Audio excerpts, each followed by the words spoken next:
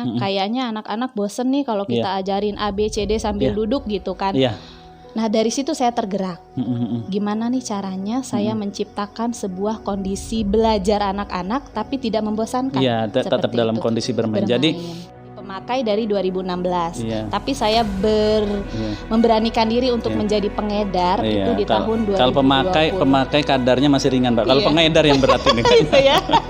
Saya memberanikan diri untuk menjadi pengedar di Jadi kegiatan belajar lebih asik, tidak monoton, tidak begitu-begitu saja. Jadi tidak membuat anak bosan insya Allah. Iya, kayaknya dan itu tadi yang paling saya garis bawahi, keikhlasan sebuah pekerjaan. Keikhlasan.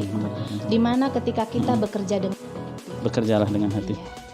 Bekerjalah dengan hati, ingat kembali strong why, alasan apa yang membuat kita tetap bertahan. Gitu. Prinsip saya adalah berjalan walau perlahan. Jangan pernah berhenti. Karena kita tidak tahu di depan sana ada kebaikan dan rezeki apa yang sudah Allah siapkan. Oke, berjalan. Assalamualaikum warahmatullahi wabarakatuh. Waalaikumsalam warahmatullahi wabarakatuh. Selamat sore dan salam sejahtera untuk kita semua. Sahabat-sahabat Kopi Robusta, ketemu lagi di channel kita pada sore hari ini. Ini adalah channel Kopi Robusta, klub obrolan penuh inspirasi, ramein obrolan buat semangat kita. Nah, Kopi Robusta ini saya komitmen untuk mewarnai jagat maya khususnya Lampung Barat dengan narasi-narasi, ide-ide yang inspiratif dan menggugah semangat. Keren. Baik, teman-teman sekalian, tamu dan inspirator kita pada kesempatan ini adalah Mbak Nurul Farida. Ya, betul. Benar ya, Mbak Nurul Farida. Beliau ini juga adalah pegiat, khususnya mungkin mengkhususkan diri di bidang pendidikan. Namun kalau tamu sebelumnya itu bergiat di pendidikannya dengan cara membuka kursus, dengan cara membuka les, Mbak Nurul ini menempuh jalan yang sedikit unik, yaitu lewat jalur mainan edukasi ya Mbak Nurul ya. Mungkin untuk lebih akrabnya dengan pemirsa Kopi Robusta, silakan untuk memperkenalkan diri secara langsung. Bismillahirrahmanirrahim. Assalamualaikum warahmatullahi wabarakatuh. Waalaikumsalam warahmatullahi wabarakatuh. Alhamdulillah, puji syukur kita ucapkan kehadirat Allah Subhanahu wa taala. Hari ini saya diberikan kesempatan untuk bersilaturahmi ya. Berkumpul bersama kawan-kawan semua, berbagi cerita, sharing-sharing santai gitu kan. Sholawat seiring salam kita haturkan pada junjungan kita Nabi besar Muhammad sallallahu alaihi wasallam. Terima kasih, suatu kebanggaan untuk saya sendiri sudah diajak manggung. Ya, nggak ada panggungnya, lesehan. Nggak apa-apa, panggung lesehan pun. Diajak manggung di acara keren seperti ini. Mudah-mudahan bisa menjadi inspirasi bagi saya sendiri sebagai pengingat dan juga untuk orang lain ya. Perkenalkan, nama saya Nurul Farida. Saya seorang istri dan bunda dari 2 orang anak. Alhamdulillah sudah dikaruniai anak-anak yang harapannya menjadi anak-anak yang soleh dan soleha. Amin. Saya sebetulnya bingung diajak manggung di sini mau ngomong apa gitu, bingung ya. Tapi hanya sekedar sharing santai. Bahwasanya memang betul. Saya di sini adalah pegiat atau penyedia media edukasi. Kenapa saya mengambil media edukasi yang saya sediakan untuk kebermanfaatan orang banyak? Karena niat saya di sini adalah untuk memberikan manfaat kepada para orang tua yang mungkin selama ini bingung mengatasi bagaimana solusi memberikan pendidikan kepada anak-anak, tapi anak-anak tidak merasa diajari seperti itu. Jadi anak-anak merasa bahwa kegiatan belajar mereka tetap pada kondisi bermain itu. Karena memang satu hal yang tidak boleh kita lupakan, sejatinya anak-anak dunianya hanya bermain. Oke, dunia anak adalah bermain ya. Apapun kondisinya, apapun keadaannya, anak-anak harus tetap dalam keadaan atau kondisi bermain. Bermain yang bagaimana? Bermain tentunya yaitu yang mengandung pendidikan atau edukasi gitu ya. Nah, kenapa di sini saya menjadi penyalur media edukasi? Sebagai media edukasi. Karena saya juga kebetulan ya seorang EPC perusahaan yang bergerak di bidang smart family gitu. Jadi semua kebutuhan keluarga kita adakan. Gitu. Jadi berbagai media edukasi ini mungkin hanya salah satu di antara beberapa yang dikeluarkan oleh perusahaan tempat Mbak Nurul. Karena memang pada dasarnya kita itu harus memilih atau harus membangun passion kita tadi ya. Nah, di mana passion kita yang kita kuasai, yang kita nikmati, yang kita enjoy nih ngejalaninnya gitu. Memfokuskan diri pada media edukasi. Kenapa?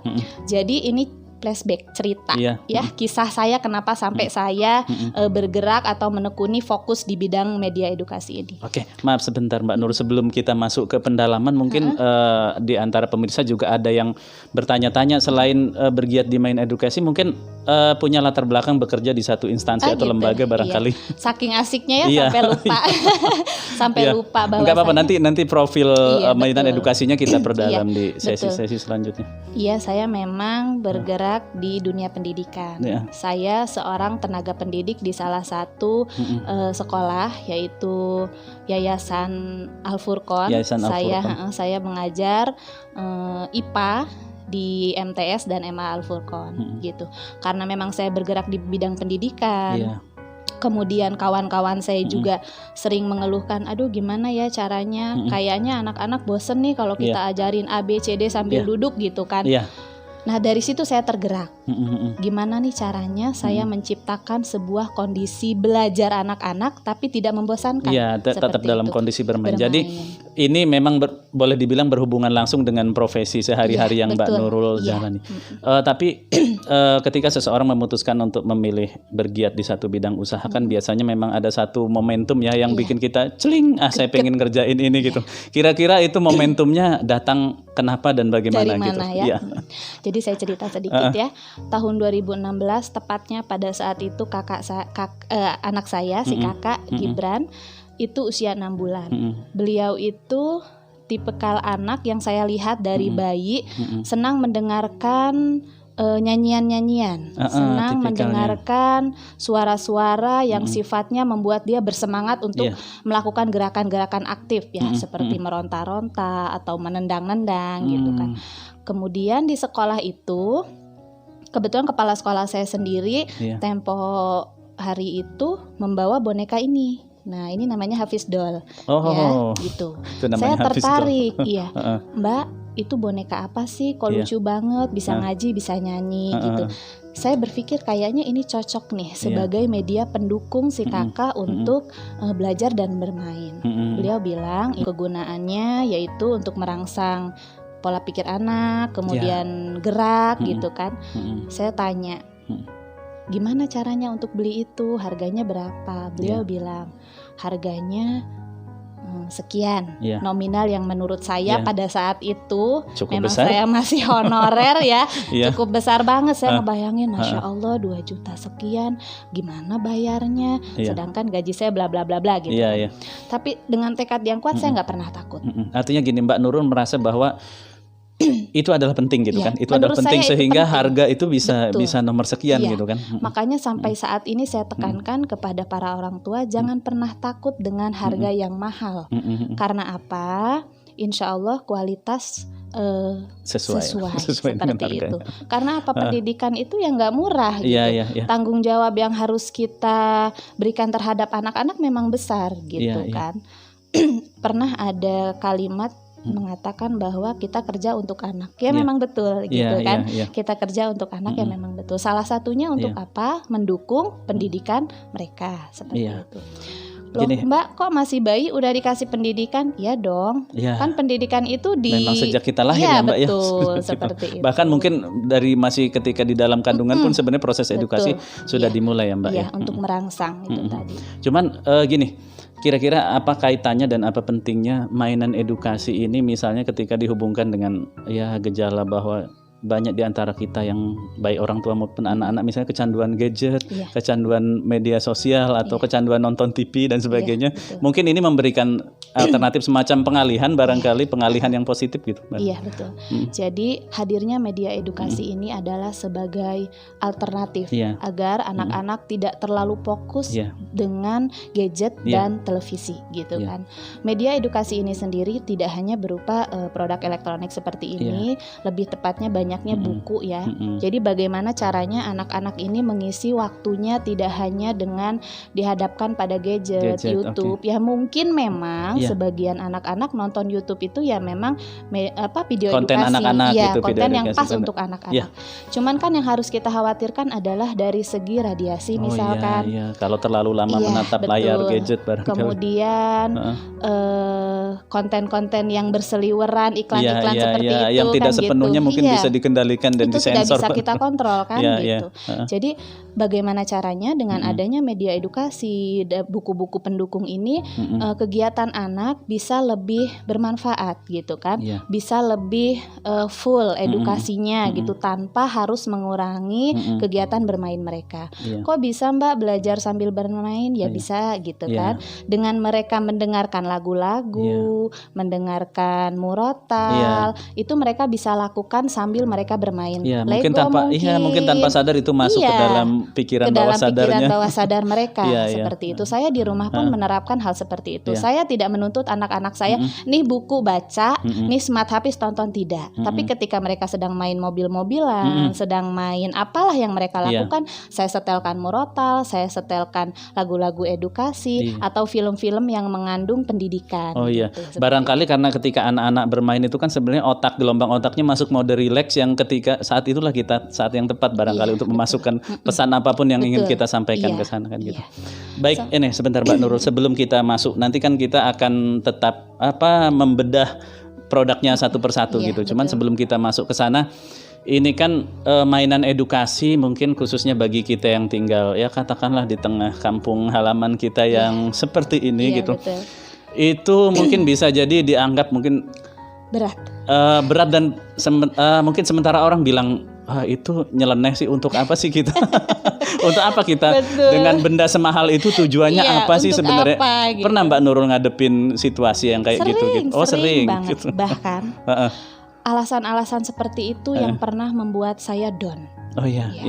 Mental block seperti itu yang pernah saya berpikir, aduh saya lanjutin gak ya jualan begini, aduh saya lanjutin gak ya mengedukasi para orang tua, kayaknya gak cocok deh dengan dunia kita yang kondisi perekonomiannya seperti ini gitu. Tapi kembali lagi, bahwasanya manusia melakukan sesuatu hal itu karena sebuah alasan. Sebuah alasan. Strong why yang saya sebut itu big strong why.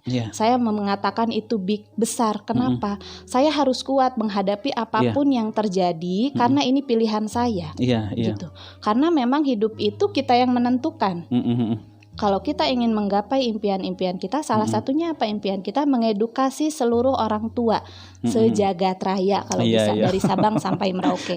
Gitu. Tapi meskipun sempat menghadapi semacam mental block, hambatan mental dan sebagainya, tapi ketika Mbak Nurul secara konsisten memperjuangkan nilai-nilai yang memang ada di dalam bisnis ini, di dalam arti kan ada value, ada nilai kan di situ.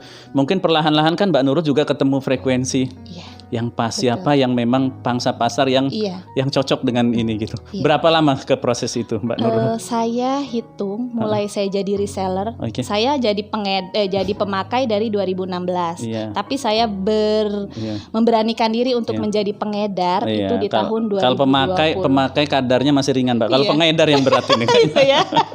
Saya memberanikan diri untuk menjadi pengedar di tahun 2020 pas bulan Januari. Saya ingat betul pada saat itu anak saya sudah 2 anak saya sudah 2 dengan kondisi perekonomian yang belum stabil.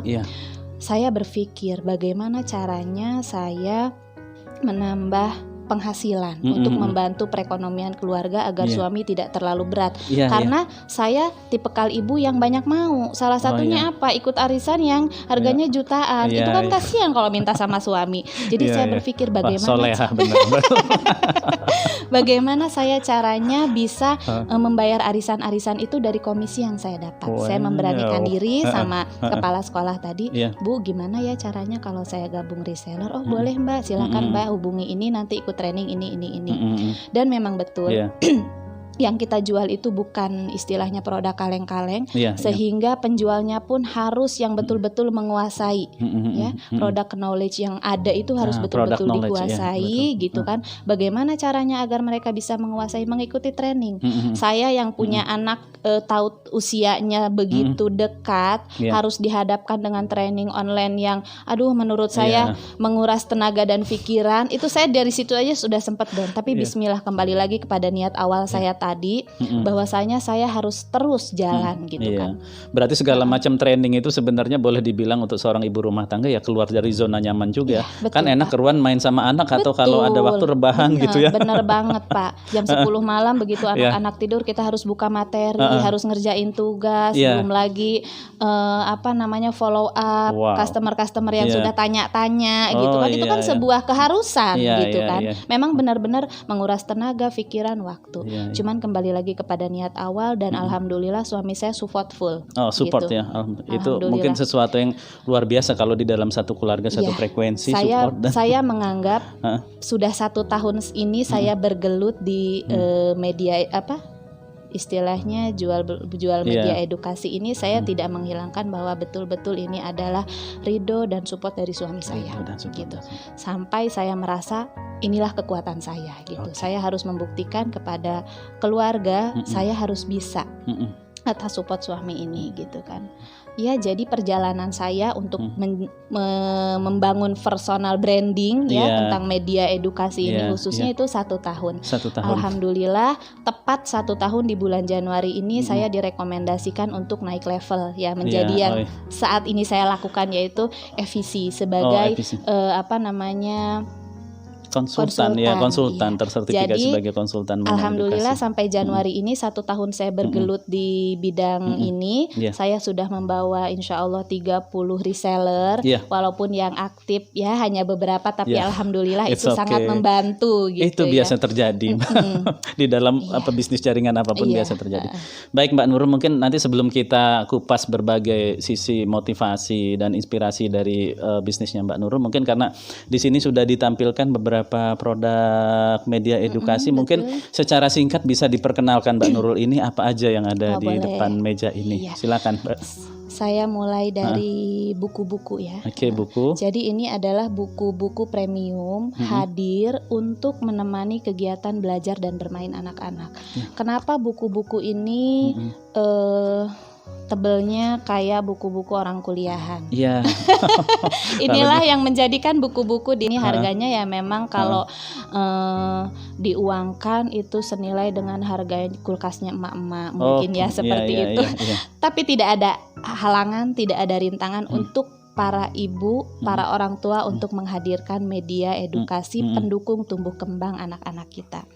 Jadi ini adalah salah satu buku Widya Wiyata pertama. Buku ini terdiri dari berbagai macam tema. Salah satunya yaitu kehidupan alam tentang dinosaurus. Nah, jadi kalau saat ini banyak anak-anak mengenal dinosaurus itu dari YouTube. YouTube. Jadi sekarang kita alihkan bagaimana caranya anak-anak kita berkurang untuk menonton YouTube tersebut.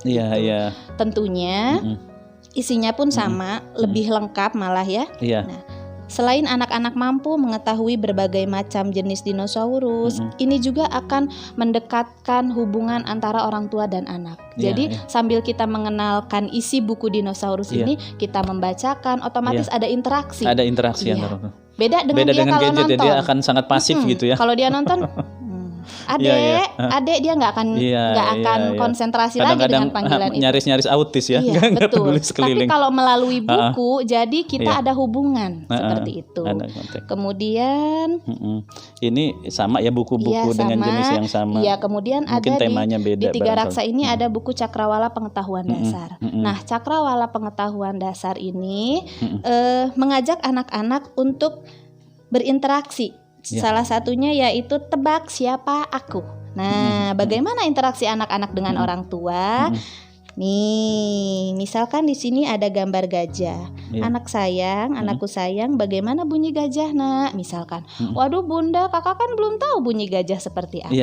Nah, di sini menyediakan atau sangat memfasilitasi apa yang dibutuhkan oleh orang tua dan anak-anak. Bun, gimana caranya mau tahu suara gajah? Yuk kita dengarkan menggunakan Walter. Ya. Halo, aku Walter. Oke. Kita mau dengerin suara gajah misalkan ya. Jadi tinggal ditempel Tinggal aja ditempel. Oke. Oh, Cakrawala pengetahuan dasar. Oke.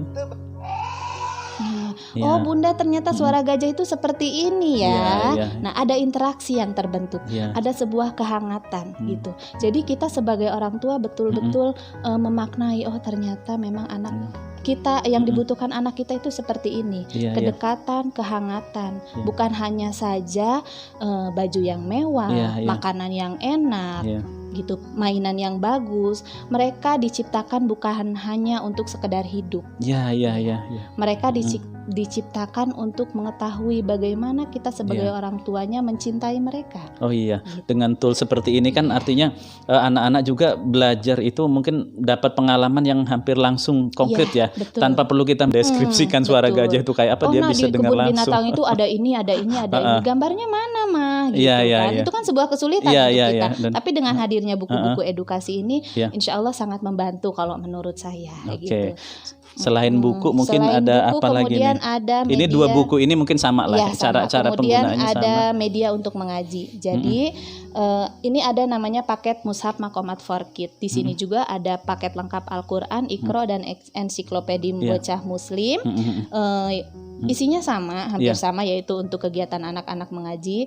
Hanya saja kadang anak-anak itu kalau mengaji sendiri bosan. Iya. Jadi ada alternatif lain, kita gunakan event. Ya, Pena Hafiz ini bisa membantu anak-anak untuk belajar mengaji dari rumah. Misalkan. Jadi kegiatan belajar lebih asik, tidak monoton, tidak begitu-begitu saja. Jadi tidak membuat anak bosan, insya Allah. Iya, kayaknya memang tuntutan zaman ya Bun ya. Kalau dulu kita waktu kecil karena Kalau memang dulu, nggak ada medianya gitu ya. iya betul. Iya. Baik, Kemudian terus ini ada yang paling hits yang jadi primadona. Iya. Ini namanya Smart Hafiz. Smart Hafiz. Nah, Oke. ini juga harganya lumayan, tapi lagi-lagi tidak ada alasan kita untuk tidak menghadirkan kalau memang ini dibutuhkan Ya, untuk para alhamdulillah orang di tua. rumah saya sudah ada satu Iya, tesis juga. Alhamdulillah. Artinya Iya. memang kita sebagai orang Iya. tua sudah siap Iya, ya iya. bahwa tantangan menjadi orang tua ini ya seperti ini, mengikuti perkembangan zaman. Jangan samakan zaman kita dengan zaman anak-anak sekarang. Iya, kita memang harus Seperti itu. mendidik apalagi Gen Z ya, generasi yang memang ketika lahir itu sudah dengan menghadapi berbagai keajaiban Iya, teknologi. betul. Beda sama kita masih ngalamin kaset pita. Oh masih Iya, ya, sama mesin ketik masih ya. Masih. Nah, Oke. Smart Hafiz ini juga kontennya lengkap. Ada Iya. ilmu umum, ada ilmu Islamnya juga lebih banyak ya. Lebih kita menuntut mengajak anak-anak untuk belajar keagamaan Iya. melalui film-film edukasi, Oke. melalui lagu-lagu Iya. seperti itu. Oh, Jadi iya. anak nggak bosan. Itu Jadi, tadi Smart Hafiz ya. Iya, anak bisa mengenal yang namanya najis dari film dan lagu seperti Iya, tanpa merasa harus dipaksa Iya, belajar betul. gitu kan. Jadi anak-anak terpaksa. kalau dikasih tahu, nah najis ini begini, saya yakin mereka nggak akan nyambung Oh, seperti gitu. itu. Apalagi dengan usia mereka yang masih terlalu dini. Iya, tapi ketika dengan- diterapkan dengan betul. contoh yang lebih konkret Iya. gitu kan, mereka itu lebih Mereka mudah jadi lebih diterima sama paham anak-anak. seperti itu. Iya, jadi oke. Baik, begini, Mbak Nurul kan sebenarnya boleh dibilang reseller di salah satu perusahaan yang sudah punya support system yang mapan. Pelatihan SDM-nya, mentornya, motivatornya itu kan ada di situ sebenarnya. Udah komplit lah, termasuk untuk pengembangan diri kan gitu kan sudah ada di situ. Tapi yang saya heran sebenarnya Mbak Nurul masih bersedia bergabung dengan komunitas UMKM virtual Gitu Lampung Barat. Padahal kan support sistemnya sudah lengkap tuh sebagai sebuah perusahaan dengan brand yang Iya. terkenal. Itu motivasinya kira-kira apa dan apa yang bisa Mbak Nurul ceritakan tentang komunitas itu? Saya pandangan saya Ya. terhadap komunitas UMKM virtual ini adalah sebuah wadah bersilaturahmi. Bersilaturahmi. Jadi saya tidak menuntut saya harus dapat materi A, saya Oke. harus dapat materi B, tidak. Iya, Yang saya kagumkan dari UMKM virtual ini adalah kebersamaan, kemudian semangat, kebersamaan dan semangat. kebersamaan dan semangat. Kemudian saya di sini memetik sebuah pelajaran yang amat sangat langka, yaitu ikhlasnya sebuah pengorbanan. Ya. Ya. Gitu. Jadi UMKM virtual ini memang mengajarkan kita untuk ikhlas, untuk berkorban. Ya. tanpa kita mengharap imbalan materi apapun. Karena memang komunitas ini tidak menghasilkan pundi-pundi dolar. Ya, jadi teman-teman yang ada di komunitas nyari duitnya di tempat lain, bukan di komunitas. Di komunitas bahkan ya memang kadang-kadang harus patungan, misalnya kita mau ngadain apa gitu kan. Itu yang membuat saya tergerak untuk berkecimpung masuk ke grup ini ya itu. Karena saya lihat di sana ada semangat yang tidak pernah surut, di sana ada support full untuk semua anggota, dan itu tadi yang paling saya garis bawahi, keikhlasan sebuah pekerjaan. Keikhlasan mengerjakan. Dimana ketika kita bekerja dengan hati, Allah selalu membersamai. Amin. Menurut saya, rezeki itu bonusnya. Iya, rezeki dan itu insya Allah mungkin namanya rezeki tertarik dengan sendirinya gitu. Karena di tempat lain juga saya mendengar kisah-kisah menyentuh hati yang bahkan saya tidak terpikir bahwa impact-nya akan seperti itu gitu. Banyak itu nanti. Betul yang saya rasakan adalah ya itulah yang saya sangat garis bawahi adalah keikhlasan dalam kita berkarya di UMKM ini. Iya, baik dengan kapasitas Mbak Nurul sebagai seorang yang ya katakan sudah terlatih, educated di bidang pemasaran dan sebagainya. Mudah-mudahan suatu saat bisa kita daulat untuk jadi narasumber di komunitas ya, karena komunitas ini memang berbasis kerelawanan. Jadi narasumbernya relawan, modal sosial yang kita punya. Kita mungkin uang tidak punya cukup uang untuk menyelenggarakan semua hal itu, tapi kita punya banyak modal sosial, punya banyak relawan-relawan yang militan dan siap terjun ke masyarakat untuk membaktikan diri. Masih ada mungkin closing statement barangkali Mbak Nurul yang ingin disampaikan di Kopi Robusta. Iya, jadi yang pertama mengenai passion, pekerjaan yang kita ambil tadi, bekerjalah dengan hati. Bekerjalah dengan hati. Iya. Bekerjalah dengan hati, ingat kembali strong why, alasan apa yang membuat kita tetap bertahan. Gitu. Yeah. Prinsip saya adalah berjalan walau perlahan. Yeah. Jangan pernah berhenti, karena kita tidak tahu di depan sana ada kebaikan dan rezeki apa yang sudah Allah siapkan. Oke, berjalan dengan perlahan, jangan pernah berhenti. Kita tidak tahu apa yang Allah siapkan di depan sana. Sekarang saya merasa, saya bosen nih jualan. Belum tentu kebosanan ini selamanya. Siapa tahu di depan sana Allah sudah siapkan tiket umroh untuk mengumrohkan orang tua, misalkan luar dengan biasa, pencapaian unit yang luar biasa. Amin. Siapa tahu di depan sana Allah titipkan rezeki kepada saya dan tim untuk membangun sebuah masjid misalkan. Amin. Mimpi ya, kalau impian itu boleh setinggi apapun. Jadi kadang-kadang mimpi-mimpi kayak gitu yang bikin kita nggak pernah kehabisan bahan bakar kan ya, rasanya ada terus kita punya energi karena kita punya sesuatu yang kita kejar gitu. Orang yang paling senang mendengarkan mimpi dan hayalan saya yaitu suami saya. Oh iya, enggak dimarahin Mbak, banyak nih. Dia paling cuman iya, amin. Menjelang tidur hampir setiap malam saya ceritakan mimpi-mimpi saya, bahwa saya ingin begini tentunya saya ingin membahagiakan orang tua, keluarga dan bermanfaat untuk orang banyak. Ya, jadi sebenarnya nggak apa-apa ya Mbak ya menceritakan mimpi, karena saya juga sering mungkin menceritakan mimpi yang bikin orang lain pusing kali karena kalau dengar mimpi. Orang tanya beranggapan orang ini sadar nggak ya? Halu orang ini halu kayaknya, tapi saya sebetul-betul mempercayai janji Allah itu tidak halu. Itu janji Allah itu betul-betul ada seperti itu. Kemudian untuk teman-teman khususnya yang memang sudah bergabung dan berkecimpung di UMKM virtual ini, kembali lagi kita niatkan bahwasanya bukan materi semata yang kita cari di UMKM ini, kita betul-betul mencari ridho Allah. Rezeki itu bukan hanya uang. Kawan yang baik, saudara-saudara yang perhatian, yang simpatik, itu adalah rezeki. Biarkan Allah yang akan mengatur lewat pintu mana rezeki materi kita akan Allah keluarkan. Masya Allah, luar biasa. Baik sahabat-sahabat Kopi Robusta, itu tadi sebenarnya kalau diturutin mungkin kami masih butuh sekitar 40 menit lagi untuk menuntaskan bincang-bincang kita dengan salah satu mentor luar biasa di komunitas UMKM Lembar. Nanti kapan-kapan didaulat jadi pemateri ya Mbak Nurul ya, dengan mungkin dengan materi yang kita pilihkan nanti. Itu tadi bincang-bincang yang luar biasa di Kopi Robusta, klub obrolan penuh inspirasi, ramein obrolan buat semangat kita dengan Mbak Nurul Farida, pegiat media edukasi untuk anak-anak. Sampai jumpa di session Kopi Robusta selanjutnya. Kita tutup untuk sesi ini, semoga menginspirasi kita semua. Assalamualaikum warahmatullahi wabarakatuh.